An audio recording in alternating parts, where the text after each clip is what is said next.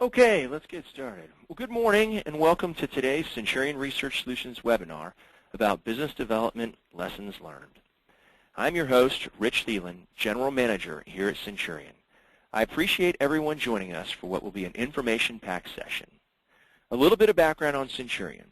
We track 25,000 plus federal government opportunities across multiple vertical markets and support all four of these major industry challenges. We provide leading-edge federal market research through our Business Intelligence Now product, enabling you to find more federal opportunities earlier. We offer actionable insight through our custom research and analysis offering. Our Opportunity Assessment Now tool allows you to make fact-based bid, no-bid decisions and manage the health of your business pipeline. Finally, we offer competitive pricing analysis, training, and coaching to improve your business development process. Together, these products and services were created with one thing in mind, helping you, our clients, win more business. Today's BD Horror Crypt Keeper, Mike Lisagor, is the founder of CelerityWorks and Centurion's business development subject matter expert. Mike, a former BD executive and capture manager, has been helping government contractors accelerate their revenue growth for decades. We are recording today's event. An on-demand copy, as well as a copy of the slides, will be available tomorrow on Centurion's website. Finally, in consideration of your busy schedules, we will be continuing this discussion at our company blog right after the conclusion of today's webinar. So without further ado, Mike, take it away. Thank you, Rich, and welcome, everyone. It's time for 22 nasty little terror tales from my creepy crawler BD collection, and these have got a message, too. Thank you to all the contractors who generously shared their stories. No real individual or company names were used, and no real executives or BD professionals were harmed in the development of this webinar. Our first story comes from Daniel, a business development professional in Seattle, Washington. Dan once participated as a strategic subcontractor on 11 bids through a large integrator. The small business he worked for was selected by a close friend of Daniel because of its strong incumbency in the prime contractor's target agencies. Unfortunately, Daniel's friend was transferred by the integrator to the East Coast right after the last proposal was submitted. Their team was awarded 8 of these 11 contracts, but Dan's company only received work on 2. This was a painful lesson about knowing which companies have a reputation for treating their subcontractors fairly, especially on professional services contracts. In Dan's case, the 8 subcontracts that were finally negotiated were not consistent with what was in the teaming agreements. And because Daniel's company didn't have any other relationships with the integrator, there was no one willing to intercede on their behalf. Daniel said he learned the hard way that it's very important to get your company's technical role and work percentage clearly defined in writing in a teaming agreement. This is often documented in an Exhibit A to the document. The work percentage should reflect a specific percentage or number of staff. Avoid agreements that promise best efforts or goals. These rarely pan out. Sue from San Antonio, Texas, writes that she kept telling her line managers to expand their business with their existing clients, but meanwhile, company revenue kept declining. Her project managers didn't seem to understand the importance of growing the company. In other words, they lacked commitment. Sue finally realized she needed to actually build a business development culture. In other words, incentivize operations to grow business and measure their progress. Sue and her senior staff identified the processes and procedures necessary to take her company to a level 3 of the business development capability maturity model. She also implemented a regular meeting to measure several key BD metrics. This resulted in a slow but steady business growth improvement. Unfortunately, poor St. Louis Larry's story doesn't have a happy ending. A proposal manager for a mid-sized contractor, Larry had just reviewed an Air Force construction contract and realized that his company didn't really have credible past performance references to bid as a prime. However, a few senior managers had already made the decision to bid in a short hallway meeting. Being a good soldier, Larry's team assembled an excellent proposal that scored high in every area but past performance. His company was deemed not credible to be a prime contractor on this type of project. Especially in this extremely competitive market, making bid decisions without a thorough discussion by all impacted parties is a recipe for low win rates. Implement a formal decision-making process using a tool like Centurion's Opportunity Assessment Now to ensure bids are analyzed thoroughly by all impacted parties. Encourage dissension and make wise, unemotional bid decisions. Opportunity Assessment Now automates the process of assessing each opportunity by posing numerous questions to be answered in each of these 10 categories, and then providing a green, yellow, or red rating for each factor, as well as the win probability. San Francisco Sam says his small business CEO has never met a bid that she wouldn't chase. The reasons, he says, are the reluctance of the vice presidents to kill a bid out of the fear of going against her attachment to the bid, the CEOs not wanting to have to admit that any investment up to this point was wasted, an unfounded confidence in the company's competitiveness, and increased pressure to fill the new business pipeline. So the vice presidents do whatever they can to make the numbers look good. Unfortunately, the company's new business results keep getting worse. The responsibility for changing this culture falls primarily in the lap of the executive with the bid decision authority, in this case the CEO and vice presidents. Organizations that encourage dissenting opinions usually make better decisions and are able to either kill bad bids sooner in the process or identify actions necessary to mitigate bid strategy weaknesses. The emperor has no closed culture will eventually prevent a small business or business unit from growing to the next level. Also, make pursuit decisions early in the BD process to eliminate opportunities not in the strategic envelope and to increase probability of win. Speaking of decisions, I know some leaders whose response to a fear of making the wrong decision is to delay it. This can be especially frustrating and scary to a proposal team that is waiting for a post-RFP bid decision while the proposal due date is rapidly approaching.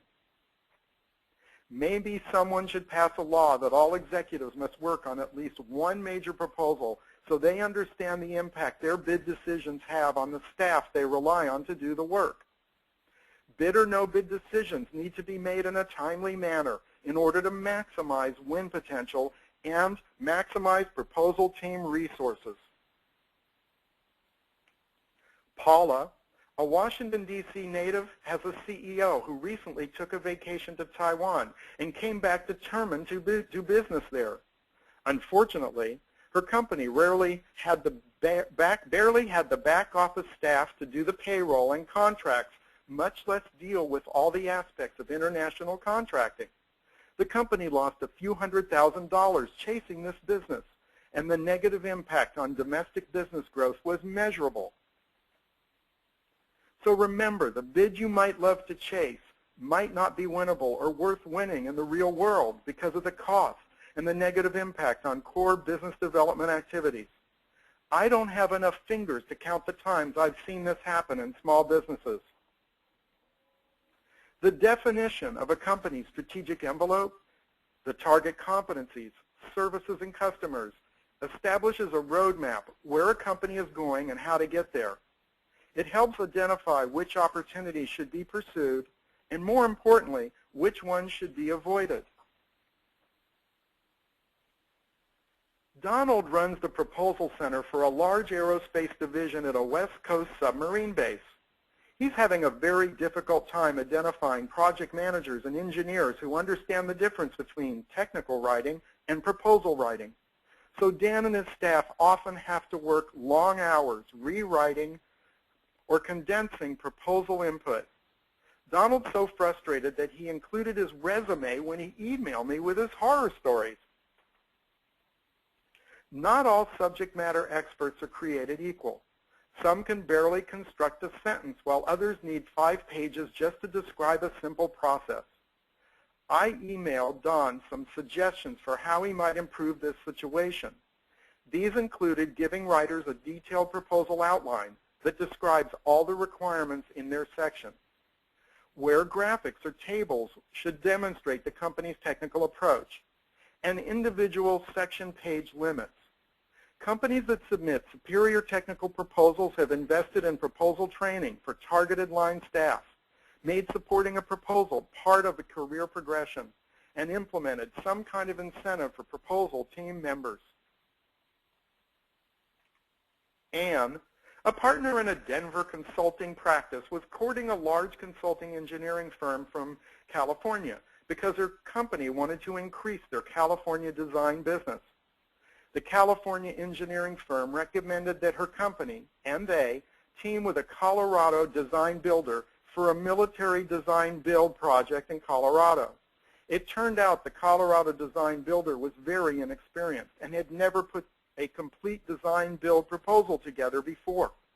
If she wanted to win the project, Anne had to help them. So her team formatted the proposal, designed the cover, and taught them about how to use photographs to create visual interest.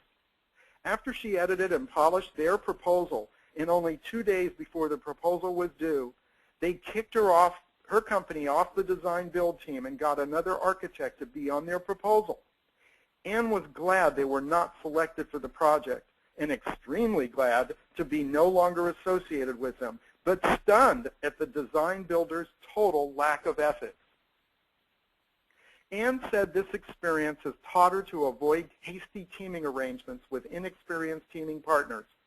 From now on, she will insist the design builder puts the majority of the skin in the game at the proposal stage.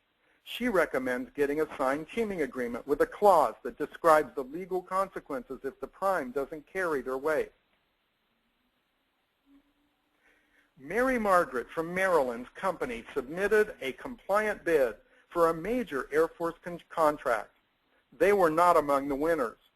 Through competitive analysis and information gleaned from the debriefing, she knew the solutions the awardees proposed were non-compliant. Her company protested the award, and after an extended protest period, they settled with the awardees to allow the contract to move forward. One of the awardees was eventually kicked off the contract due to poor performance. Mary Margaret wound up making more from her go-away money than the winners did on the contract. Competitive analysis is critical. Know what your competitors are bidding and potential protest points. While protests are an expensive and exhausting process to be avoided if possible, if you know what your competitors are bidding, at least you're armed with the information to defeat them. Centurion's Business Intelligence Now, BI Now, product contains a wealth of easily searchable competitive information. Margaret now uses BI Now to identify potential bidders and to understand each potential competitor's strengths and weaknesses. Other sources for this information include meetings with all the key industry players, assessment of contract documents such as an award fee write-ups, GAO reports, and meetings with the customer. Using OAN or a simple matrix such as this, list each competitor's strengths and weaknesses. Then ask yourself how you can offset their strengths and take advantages of their weaknesses, or maybe even team with a strong competitor to eliminate the competition. Joe, a capture manager at a nationwide construction company, recently lost a bid because the customer didn't receive any of his company's past performance questionnaires from the company's current and past clients. Joe said this has happened on other occasions. Even though government staff know how important it is to submit past performance questionnaires in a timely manner, they often get caught up in their own priorities. Contractors have to take the time to contact past performance references to give them a heads up, and then, if necessary, a gentle reminder to submit the questionnaire.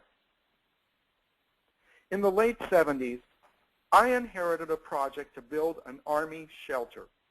The RFP statement of work clearly stipulated that all project documentation, including construction drawings, printed circuit boards, and assembly drawings, had to be military standard 490 compliant. Our proposal did the same. However, during contract negotiations, the government contracting officer told my predecessor not to worry about that requirement, that commercial best practices would be acceptable. Unfortunately, when I took the project into final acceptance, the Army quality engineer rejected everything, and $400,000 of my company's money later, our delivery was accepted. To avoid having to learn this lesson the hard way, don't accept verbal direction that is out of the scope or contradictory with what is stated in the RFP or the resulting contract. Jill is a division manager at her company. They have insufficient resources for the quantity of proposals being submitted, so the quality of proposal submissions has really suffered. Jill's business unit president doesn't accept that this problem is real. Meanwhile, the business unit's win probabilities have dropped. Organizations need to prioritize bids and make sure valuable proposal resources are applied to the most important bids. This will encourage reasonable win probability expectations and fewer losing proposals. It will also improve proposal team morale. This is a factor that should not be ignored. Just wishing a proposal resource problem doesn't exist won't make it go away. An 8A software development company in Atlanta spent a month and many dollars on a key follow-on contract that required printed instead of electronic proposals. While attempting to polish the proposal to perfection, time kept slipping by until the due date was upon them. Final production of the proposal was complicated by copier problems. The proposal delivery was further delayed by traffic. The end result was their proposal manager running into the client office for delivery 5 minutes late. In full view of the other contractors who were still in the lobby, the government contract specialist dropped their late proposal binders in the wastebasket and informed the 8A company that their proposal was invalid. One of the primary responsibilities of a proposal manager is to plan for delays and problems in the proposal schedule and still plan to deliver, if possible, even a day early. Missing a proposal deadline after all the work that went into a proposal can be really devastating and in some cases, career limiting. A medium size hub zone contractor in the Midwest submitted a very important bid for an operations and maintenance contract at an Air Force base. They lost, and in the debrief were told that the people they had proposed in response to the RFP were overqualified, and that in the future they would have to propose personnel who more closely match the minimum personnel requirements. More than ever, companies have to decide between giving the customer what they say they want and what they really need. Government services contracting isn't for the faint of heart. There are enormous pressures on agency buyers to award to the lowest price, sometimes not technically credible bidder. This means winning contractors will have learned how to balance skill levels to achieve a more competitive price while still managing to deliver on the contract. Last year, a projected RFP release was delayed for so long that Grace's Chicago-based small business lost their eligibility to prime due to outgrowing the small business size standard. The whole team had been assembled and capture work completed, only to have the RFP pushed back and back until they could no longer compete. And their teammates were really upset with them. This was a real nightmare for Grace. In my earlier career, I experienced 2 successful small business graduations, and since then, several others with consulting clients. Among their challenges were an inadequate strategic planning process, the absence of a mature business development, capture, and proposal process and resources necessary to compete in the full and open marketplace, the lack of a well-defined core competencies or technical discriminators, poorly defined value proposition, insufficient support organization infrastructure, not enough experience bidding on full and open bids, over-reliance on just a few agencies, too few strategic partnerships, including with new emerging small businesses able to compete on future set-asides and recompetes, and an unwillingness or inability of the founder to either become a more effective leader or to delegate responsibility and authority. Addressing these challenges in advance of graduation can make the transition much smoother and successful. Sarah works at a company in Alexandria, Virginia that bid on a large housing and urban development small business set-aside software development contract as a subcontractor to a very small business. Everything went well until the small business prime was thrown out of the competition because the government determined them to be too financially unstable to financially manage a larger, more complex contract. It's a good practice to request a credit report on a potential small business prime contractor to assess whether they will be deemed financially credible in the eyes of the client and have the ability to pay their bills after contract award. Sometimes it's necessary to request the prime post a bond.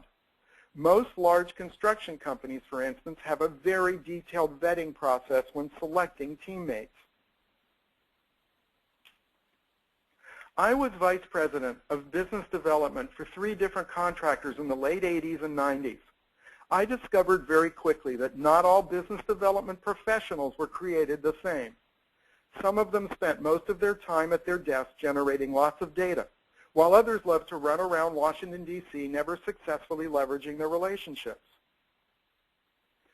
It isn't always possible to forecast success from just a job interview and reference checks, but it's usually obvious after 3 to 6 months whether a business development professional is taking the actions necessary to produce results. Too many companies keep poor performers on board way past their shelf life. Some BD staff function well in a large company environment, while others need to work in smaller companies. Make sure to match the job description with the culture as well as the proposal development style of the organization, and establish metrics and regularly measure staff progress. Here are 8 interview questions that might help narrow your search. Or if you are a BD professional seeking a position, here are 8 questions you should be prepared to discuss. Describe a standard business development process, including the key roles. Give specific example of how you successfully identified, qualified, and then supported a bid through contract award. What is the key information you need to gather to develop a viable, qualified opportunity? Which government agencies have you had success selling to? How much time do you spend at your desk versus meeting with prospects and teaming partners? How would you spend your first 90 days in your new job? What factors do you believe should drive a bid versus no bid decision? And finally, what is the optimal way for business development to work with operations? Even if you find someone who nails all 8 questions, there's still the matter of whether your company has the BD focus, process, and resources necessary to enable BD success. But that's a topic for another time. Saul, the CFO of a medium-sized support contractor, wrote to complain about the year that 3 operations vice presidents, afraid of the CEO's wrath, projected overly optimistic new business revenue. They then proceeded to spend to the inflated overhead budget while RFPs and awards slipped to the right. As a result, some key indirect staff and consultants just had to be laid off. It's not an uncommon phenomenon in the contracting community, commercial or government, for companies to have to cut back spending in the late summer or fall. And the later you wait to adjust the budget, the more drastic the corrections will be. The lesson here is to establish company indirect budgets according to more conservative revenue estimates as opposed to aggressive projections. This is one of those changes that needs to start at the top with the CEO and CFO. St. Louis Paula, a software testing project manager, found herself trying to explain to her existing client in her recompete proposal the different steps her company was going to take to make some much-needed process improvements. The feedback Paula received in the loser's debrief was this question: why didn't you address these problems before? All of a sudden, Paula felt like she was living in the twilight zone. At least several months before your contract is to be recompeted, you should define and implement a winning capture strategy. This process can be greatly enhanced and facilitated by using Centurion's OAN analytic tool. I always try to approach recompetes as if my company wasn't the incumbent. In other words, what would it take to beat us? And what could we be doing to mitigate these weaknesses? A major part of this remediation is remediation of existing project problems. A few different business development executives shared stories about submitting very involved proposals requiring hundreds of staff hours effort, only to be eliminated because they didn't discuss a key RFP requirement in the proposal. The key to avoiding this kind of fiasco is a proposal compliance matrix that assures all the RFP requirements have been identified and that they are dealt with in the proposal. Centurion BD experts can help enhance your BD and proposal development process. Here's an example of a proposal requirements traceability matrix. This version is for the purposes of providing guidance to the proposal writers. But at a minimum, it should identify every RFP requirement by number, a few word description of the requirement, and eventually the section in the proposal where that requirement will be discussed. Some clients request this matrix as part of your proposal to help them perform their compliance check. Either way, I almost always include it unless the proposal is 2-page number constrained. Whether to present it at the beginning or broken into sections is a proposal manager judgment call. I've seen many instances where an RFP statement of work is inconsistent with proposal instructions and evaluation criteria. And while this needs to be considered when creating a proposal outline, I would caution against spending too many hours deliberating your approach. Rather, make sure to provide the evaluator with a clear traceability path for purposes of their proposal evaluation. Lastly, Alice is a business development director at a San Diego company that provides logistics services to the Navy. The BD vice president used to insist on discussing every single opportunity in the new business pipeline meetings as a group, regardless of the maturity of the lead. The meetings sometimes went on for hours. Opportunities that deserved no discussion at all received as much attention as must-win bids. This was so frustrating for the staff that a few of the most successful BD professionals, including Alice, actually left the company. Regular pipeline reviews, either by company or business unit, are a critical component of a successful BD process, as well as a means for executives to ensure progress is being made. However, there are more efficient ways to run them, and there is such a thing as micromanagement and involvement by too many uninterested parties.